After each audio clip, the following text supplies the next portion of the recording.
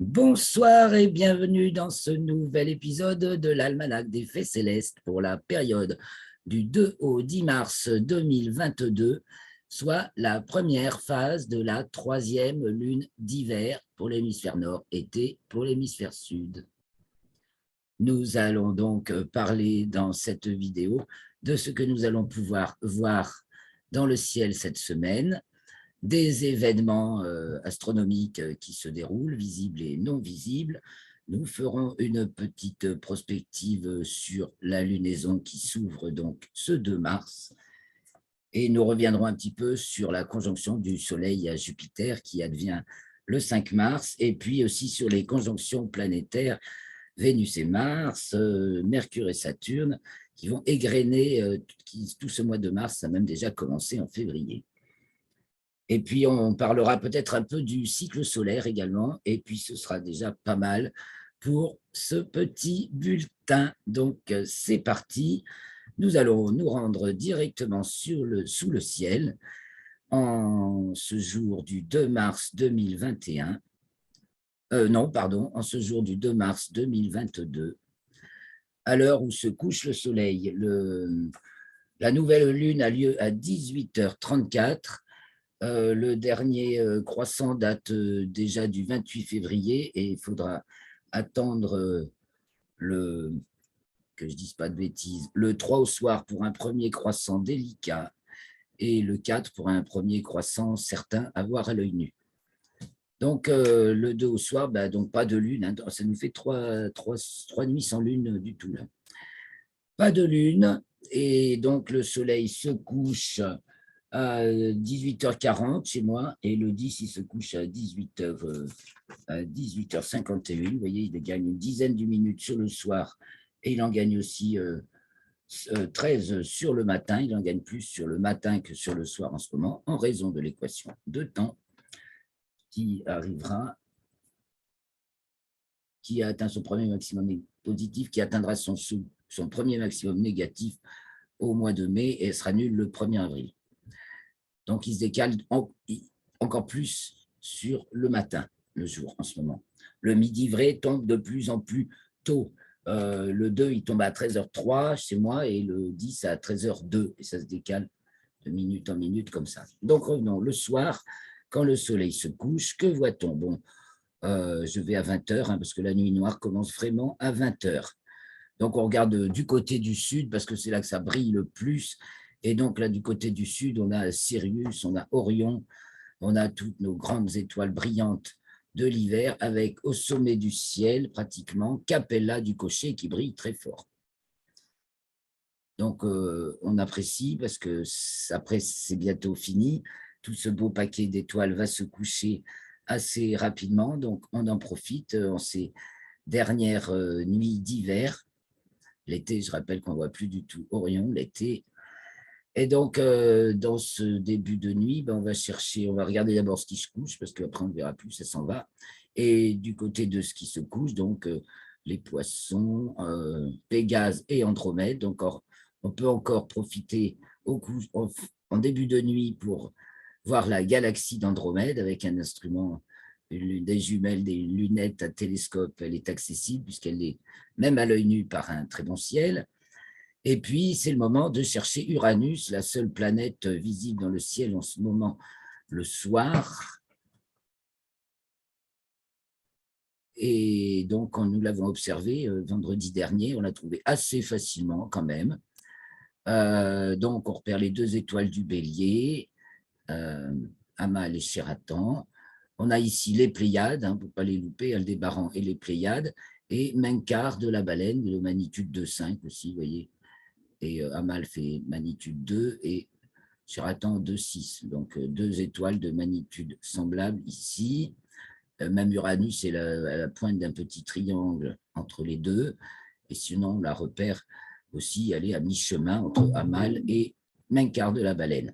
Je grossis, je grossis, je grossis, je mets une grille azimutale, et on la voit toujours à côté d'une étoile sensiblement de même magnitude qu'elle. C'est, je crois que c'est Phi, non, 29 Aries, 29 du Bélier. Donc, Uranus se déplace par rapport à l'étoile, Les deux sont à peu près de magnitude 6. Alors allons de soir en soir, vite fait, pour voir le déplacement d'Uranus au cours de cette semaine par rapport à cette étoile, le 6, le 7. C'est trop tard, elle se couche déjà. À 20h, c'est trop tard, on ne les voit plus. Ah bon? Non. Qu'est-ce qui se passe? Pourquoi ça fonce? Alors, ils ne se sont pas couchés. Ah, il y a la Lune qui les éblouit, c'est peut-être pour ça. Et oui, la Lune est conjointe à Uranus le 7. Ah bah oui, voilà pourquoi on les voit mal. C'est bien représenté. Et le 8, bon, il y a de la Lune, alors on la voit moins. Cherchez Uranus en tout début de période. Voilà le ciel du soir déjà trouvé Uranus sur le couchant du côté de l'ouest. Eh bien, nous allons nous tourner vers le nord. Vers le nord, donc on voit descendre du côté nord-ouest Cassiopée et Céphée, le dragon qui est tout en bas, la petite ours avec l'étoile polaire toujours à la même place dans le ciel, donc c'est le bout de la queue de la petite ours, comme si la casserole était suspendue, mais elle remonte déjà, et la grande ours remonte à droite, du côté du nord-est. Maintenant, on se tourne vers l'est et on voit ceux qui se lèvent, donc le lion qui trône dans toute sa splendeur. Je mets Régulus au milieu, allez. Le lion qui trône dans toute sa splendeur, qui se lève majestueusement à l'est, suivi de la Vierge, mais il faut attendre un petit peu plus tard. Hein. Tandis que voilà, on va retrouver, je reviens vers le sud et on retrouve nos étoiles brillantes qui culminent le grand jet de l'hiver avec les mages d'Orion, Rigel, Sirius, du grand chien, Procyon, du petit chien, Pollux et Castor des Gémeaux, hop là-haut, Capella du Cocher, Aldébaran du Taureau, et on revient sur Bételgeuse et on a formé un magnifique G. Donc là, c'est le 8, la Lune est conjointe aux Pléiades, le 8. On va suivre ce qui se lève au cours de la nuit. Hein. Au cours de la nuit, donc là, c'est le 8, ben, c'est à peu près en milieu de période. Non, on va d'abord suivre la Lune. La Lune, on va revenir. La Lune, parce qu'on va la voir donc le 2, le 3, on ne la voit pas. Le 3, on va avoir un tout premier croissant. Je mets plutôt à 19h. Et je vais aller chercher ma Lune du côté de l'ouest. Elle est déjà bien cachée parce que c'est le tout premier croissant. Je vais mettre un paysage océan pour ne pas louper une once d'horizon. Et la voilà, dans les lueurs très vives encore du soleil couchant, le soleil se trouvant, lui, pas bien loin en dessous, hein, à azimut hauteur, 4 degrés sous l'horizon. Oula. Donc, il faut attendre 19h20 pour voir une lune. Alors, 19h20, parce qu'il faut que le soleil soit assez bas. Et donc, à 19h20, on peut choper le tout premier croissant de lune, donc pratiquement à l'ouest. Il est très fin, il fait à peine 1%.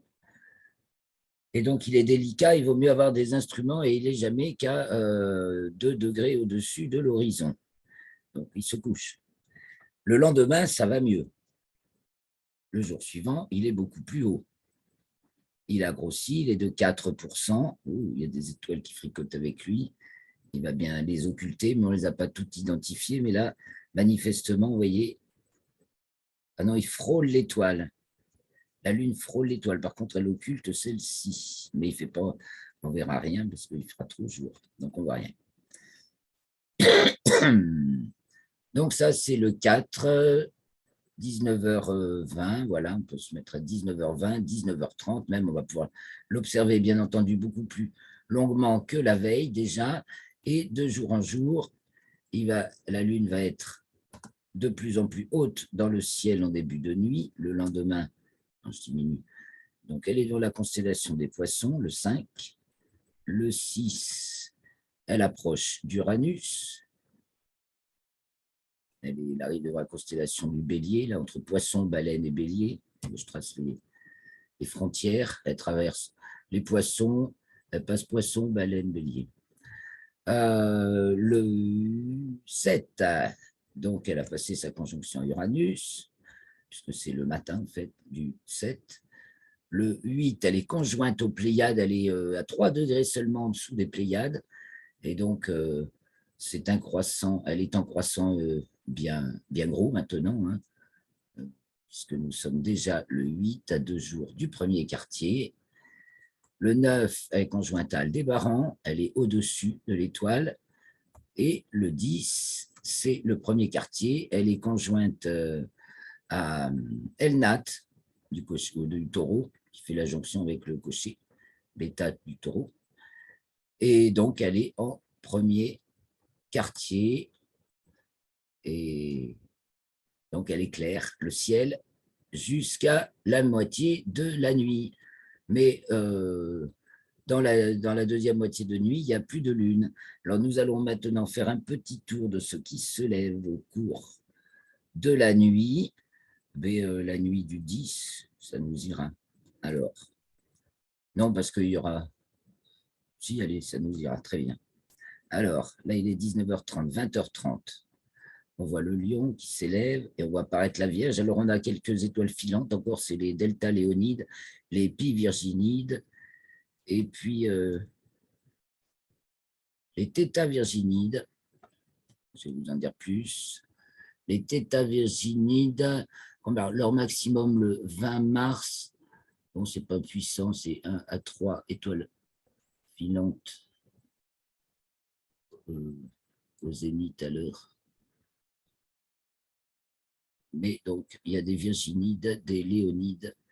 Donc, ça veut dire que le radian, le point d'où semblent sortir ces étoiles filantes, se trouve devant ces constellations. Donc là, il est 10 heures du soir. 11 heures, voilà Arcturus du Bouvier qui se manifeste, qui apparaît bien nettement dans le prolongement de l'arc formé par la queue de la Grande Ourse. Et on va trouver dans ce prolongement Spica de la Vierge. 11h22, donc Arcturus s'élève, elle est pile à l'est. Minuit 30 là. Donc apparaît la Balance, apparaît Hercule, la couronne boréale, dans la suite du Bouvier, apparaît Vega au nord-est, 0h30. 1h30, le signe apparaît, des nébs du signe apparaît au nord-est. 2h30, alors on a des étoiles filantes, les étalirides. Les étalirides, donc, qui durent du 3 au 12 mars seulement et qui ont leur maximum le 8 mars. Et là, il y en a une à 4, ZHR 1 à 4. Donc, bon, ce pas des essaims comme celui des Perséides ou des Quadrantides qui ont plus de 100 météores à l'heure. Là, il y en a 1, 4, 5. Mais bon, il y a les étoiles filantes ne réservent que des surprises. Alors, faut toujours regarder, c'est bon à savoir. Alors, 3h30 apparaît l'aigle, Altaïr de l'aigle, et apparaît Antares au sud-est du Scorpion. 4h30, 5h30, Vénus vient de se lever et Mars s'enchaîne. Mars, elle est tout juste levée aussi, voilà, 5h30. On a Vénus et Mars qui sont dans le ciel, 5h30 du matin. Vénus se lève à 5h quelque chose. Aux alentours de 5h05, elle se lève et Mars aux alentours de 5h30. Là, on est le 10. Bon, ben voilà, la nuit est presque terminée. On va avancer minute après minute parce que l'aube arrive et jusqu'à ce qu'on voit apparaître Mercure et Saturne. Alors, Saturne, puis Mercure qui, au début de la semaine, est visible, mais après, là, c'est fini. Mais par contre, Saturne, on a de plus en plus de chances de pouvoir voir Saturne, mais c'est encore difficile, vous voyez, dans la lueur du soleil levant, Saturne se lève aux alentours de 6h20, à 6h36 le 2, à 6h11 le 10. Donc aux alentours de 6h20. Revenons en arrière pour voir jusqu'à quand on voit Mercure. Donc je reviens le 7, le 2, parce qu'elles sont conjointes le 2, Mercure et Saturne. Nous avons quelques minutes pour choper Mercure, vous voyez. elles sont conjointes le 2. Alors le 2, on voit plus facilement Mercure que Saturne, ça c'est sûr. Mais Mercure se rapproche du Soleil, mais son éclat augmente. Alors on a quand même des chances, elle est à magnitude négative maintenant, moins 0 quelque chose, moins 0,1, moins 0,3. Et Saturne, elle est de magnitude 1,4. Alors elle est beaucoup moins brillante. Donc on a plus de chances de voir Mercure en début de semaine. Donc ça c'est le 2. Le 3, Mercure passe en dessous de Saturne.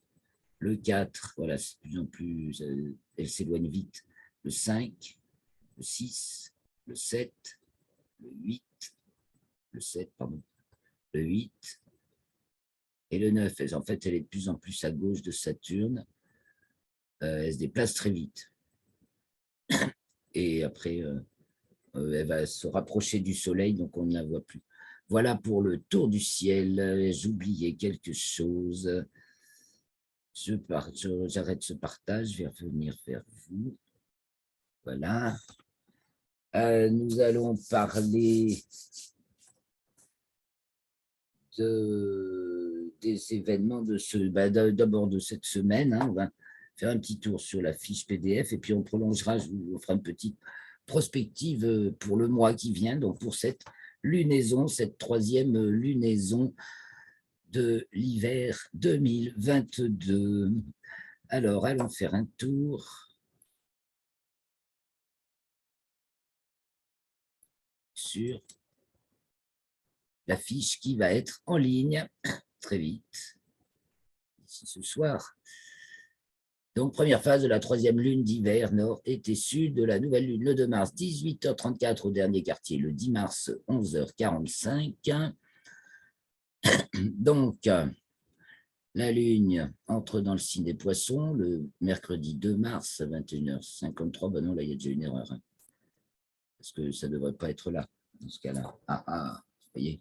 Il n'y a rien de tel que de me relire avec vous pour trouver les erreurs. Ah ben oui, parce que c'était le premier. C'est le mardi 1er. Bon, alors ça, je l'enlève. Elle est donc dans le signe des poissons. D'ailleurs, pour la nouvelle lune, au 3e degré du signe des poissons avec le soleil. Juste avant, Mercure est conjointe à Saturne. Juste peu après, Mars est conjointe à Pluton. Le lendemain, jeudi 3, la lune est conjointe à Jupiter, mais pratiquement à 0h58, donc 7 heures après, tout juste. Et c'est le tour de Vénus d'être conjointe à Pluton, puisque Mars et Vénus sont toutes proches l'une de l'autre. Ensuite, la Lune est conjointe à Neptune, parce que Jupiter et Neptune sont toutes proches l'une de l'autre, le 3, toujours à 12h37. Et le 3, toujours, c'est le jour de ce premier croissant de Lune délicat à chercher aux alentours de 19h20, enfin, un quart d'heure avant qu'elle se couche, la Lune, pour votre localisation. Et genre 30-40 minutes après le coucher du soleil, et donc avec un instrument. Donc le vendredi 4, la lune entre dans le signe du bélier, elle passe en déclinaison nord, et le soir, on peut voir de manière certaine un premier croissant de lune de 4,7%. Le samedi 5, ça bouge un peu en héliocentrique, Mercure, enfin ça bouge, Mercure entre dans le signe du Capricorne. Et puis surtout, mercredi 5, Soleil conjoint Jupiter, c'est la conjonction de Jupiter donc, au Soleil. Donc, en quelque sorte, nouvelle Jupiter, c'est un alignement Terre, Soleil, Jupiter. Donc, Jupiter se lève, culmine et se couche à peu près en même temps que le Soleil. Et bien entendu, on ne peut pas la voir. Elle est dans le champ du coronographe Lascaux C3, la sonde SOHO embarquée depuis 1995 autour du Soleil avec ce coronographe qui masque donc le disque de lumière visible du Soleil et qui permet de voir les astres qui sont autour, c'est-à-dire ceux devant lesquels passe le Soleil. Donc on peut y voir en ce moment, dans le champ du coronographe Lascaux C3, la planète Jupiter. Elle y est du 23 février au 16 mars. Donc elle est dans le champ de Lascaux C3, on ne la voit pas dans le ciel. Donc ça, c'est le samedi 5. Et samedi 5, ben, quand je dis ça bouge en héliocentrique, c'est pas mal, parce qu'évidemment, si Soleil est conjoint à Jupiter du point de vue géocentrique, du point de vue héliocentrique, la Terre est opposée à Jupiter. Vu du Soleil, la Terre est d'un côté, Jupiter de l'autre. Donc Jupiter est au plus loin, c'est son apogée aussi le 5. Elle est donc à 5,9 unités astronomiques, c'est-à-dire distance Terre-Soleil. Elle est pratiquement 6 fois plus loin du Soleil que ne l'est la Terre. Et ce même jour, à peu près, au même instant, que dis-je, à peu près au même moment, au même instant, en coordonnées apparentes de la date, Mercure est conjoint à Mars en hélio. Donc Mercure conjoint à Mars et Terre opposée Jupiter simultanément en héliocentrique. Ça fait du mouvement quand même. Nous en reparlerons certainement dans les commentaires astrologiques. Donc, dimanche 6 maintenant, Mars arrive dans la constellation du Capricorne. Elle va s'y trouver jusqu'au 11 avril. Et dans la foulée, elle entre dans le signe du Verseau et elle va s'y trouver jusqu'au 15 avril. Parce que, voilà, je mets la constellation ici et sa longitude en degrés zodiacaux. Là, donc, elle arrive devant la constellation du Capricorne, elle est dans le 30e degré du signe du Capricorne et quelques 7 heures plus tard, elle entre dans le signe du Verseau. Donc, elle est déjà devant la constellation du Capricorne et elle entre dans le signe du Verseau. Ensuite, c'est Vénus qui, elle, entre dans le signe du Verseau. D'abord, elle est encore en Sagittaire, devant le Sagittaire. Et puis, qui va arriver devant la constellation du Capricorne un peu plus tard, le 7. Ça, c'est parce qu'elle n'a pas la même latitude que Mars et donc elle n'arrive pas au même moment devant la constellation dont les limites sont découpées, pas en tout cas, pas en fonction des longitudes écliptiques. Donc, je reprends, nous sommes le 6 mars, donc Mars entre dans le signe du Verseau, Vénus entre dans le signe du Verseau et bling, elles sont conjointes dans le premier degré du signe du Verseau. Alors, notre Vénus et notre Mars, qui ont déjà été conjointes le 15-16 février, qui sont restées côte à côte, collées. On va y retourner avec Stellarium, les regarder. Collées depuis, qui se retrouvent en conjonction exacte. Donc, le 6 dans le plan équatorial, elles le seront le 12 dans le plan écliptique. Donc, ça fait un mois qu'elles marchent côte à côte le long de l'écliptique. Vénus au-dessus de Mars d'environ 4-5 degrés. Donc, je change là ce partage. On retourne tout de suite sur Stellarium. Et on va suivre Vénus et Mars. Donc ici, c'est bon, on va se mettre un peu plus tôt. On va se moquer un peu du jour et de la nuit. Là, on va simplement les suivre. Je marque l'écliptique. Vous voyez, Vénus est en latitude nord, elle est au-dessus de l'écliptique.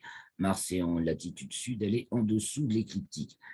Donc là, c'est le 9. On va d'abord avancer 2 jours. On va d'abord revenir au mois de février. Donc, vous voyez, 11 février, 9 février, allez, 8 février. Alors, ce qui est marrant, c'est que Vénus est déjà en avant de Mars. On dirait que c'est Mars qui rattrape Vénus. 7 février, 8, 9, 10, 11, 12, 13. Alors, si je trace le plan de l'équateur, voilà, je peux voir qu'elles sont la conjonction par rapport au plan de l'équateur, c'est-à-dire la perpendiculaire à une de ces courbes. Elle n'a pas lieu en même temps que la perpendiculaire au plan de l'écliptique. Donc, 14 février, 15 février, 16, 17, 18, 19, 20, 21, je grossis un peu, 22, 23, 24, 25 février, 26 février, 27 février, elles étaient conjointes à la Lune, alors il y a des très belles photos. 28 et 1er mars, 2 mars, 3 mars, 4 mars, 5, 6, 7, 8, 9, 10, 11, 12, 13. Après, bon, Vénus prend de l'avance. Voilà, à partir de mi-mars, mais jusqu'à mi-mars, elle reste collée, serrée. Et je reviens sur ma fiche. Donc voilà pour Vénus et Mars. Alors, qu'est-ce qui se passe encore? Mercure aussi change de constellation, elle arrive devant le Verseau, elle y reste jusqu'au 23 avril. Mardi 8 mars, la Lune passe à son nœud ascendant, elle passe en latitude nord et elle va être conjointe aux Pléiades à 20h03, le 8, puis conjointe à Aldébaran, le 9, à 14h59, donc avoir le 9 au soir. Alors, elle est tout près, elle est juste en dessous des Pléiades, le 8 au soir, et elle est assez haut au-dessus d'Aldébaran, elle est 8 degrés au-dessus d'Aldébaran, le 9 au soir. Mercure donc change de signe aussi, entre dans le signe des Poissons jusqu'au 27 mars. Et le 10, donc c'est le premier quartier à 11h45. Et ce premier quartier est célébré par la conjonction de la Lune à Elnat, l'étoile bêta du Taureau, donc qui se trouve ce soir-là, 3 degrés au nord. Voilà, chers amis, le petit résumé des événements de cette semaine.